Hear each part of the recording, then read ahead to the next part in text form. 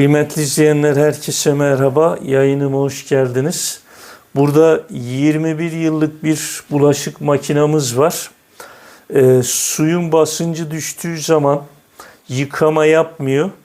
Tabii ki ben yapay zekaya sordum.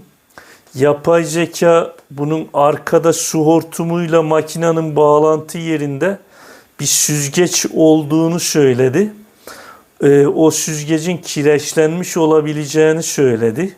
Şimdi ona bakacağız. Makinamızı çıkaracağız bulunduğu yerden. Bir tane ventil varmış.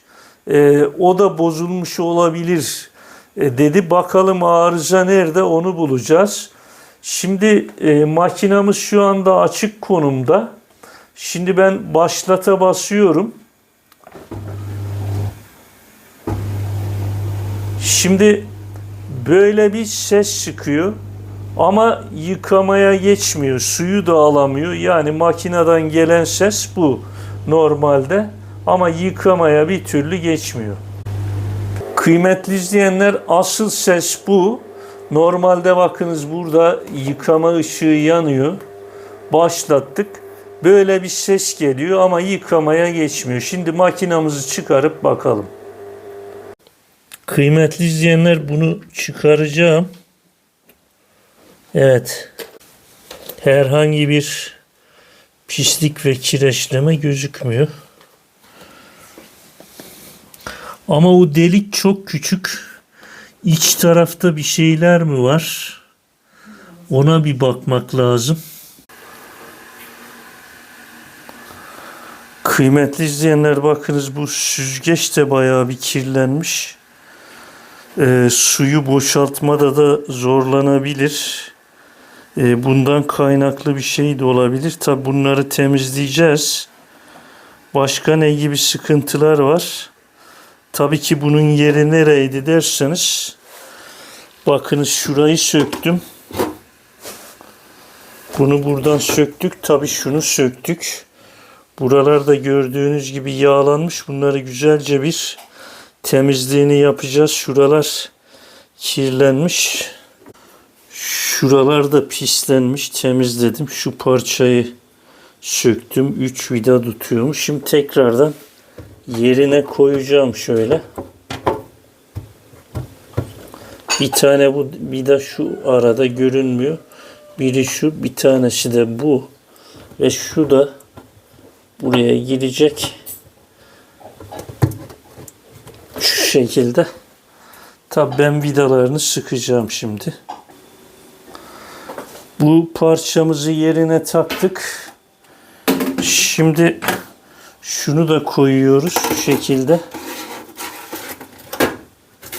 Bunun da buraları bayağı bir şey olmuştu. Kirlenmişti. Evet, şu parçamızı da taktık. Yani bakınız pırıl pırıl oldu. Böyle kağıt mendil gibi ya da peçete gibi dolmuş buralar. Ve tertemiz oldu. Büyük ihtimal suyu almakta zorlanıyordu. Bunu da bu şekilde takıyoruz. Evet, çıt sesini duyduk. Bu da kıymetli izleyenler, bastırdık mı giriyor. Dönüyor çok rahat. Bakınız içinden çıkan pisliklerin bir kısmı şöyle. Böyle peçete parçaları gibi. Bakınız şunlar da. Tabii ki şunlar kağıt havlu ama şunlar içinden çıkan parçalar. Şimdi makinamızı yerine koyup bir deneyeceğiz. Bakalım çalışacak mı? Kıymetli izleyenler, makinamızın temizliğini yaptık. O ventili sökmedim. Sadece temizlik yaptım. Arka soğuk su girişindeki süzgeci gösterdim. Orada gördüğünüz gibi herhangi bir kireçleme yoktu ama içi pislenmiş. Yani peçete parçaları gibi süzgeçler tamamen tıkanmış. Şu anda bakınız makinamız çalışıyor. Sesi duyuyorsunuzdur. Yıkama ışığı yanıyor. Boş çalıştırıyoruz. Bakalım bir kere bir çalışsın, kendisini temizlesin. Böylelikle makinamızı çöpe gitmekten kurtardık gibi görünüyor şu anda. Makinamız çalıştı. Siz de zaman zaman, yani ben yanılmıyorsam bir 5-6 yıl oldu. Şimdi hatırladım. Gene aynı temizliği yapmıştım. Siz de makinanızın bu benim temizliğini yaptığım parçalarını zaman zaman sökerek temizliğini yapabilirsiniz. Bu videoyla ilgili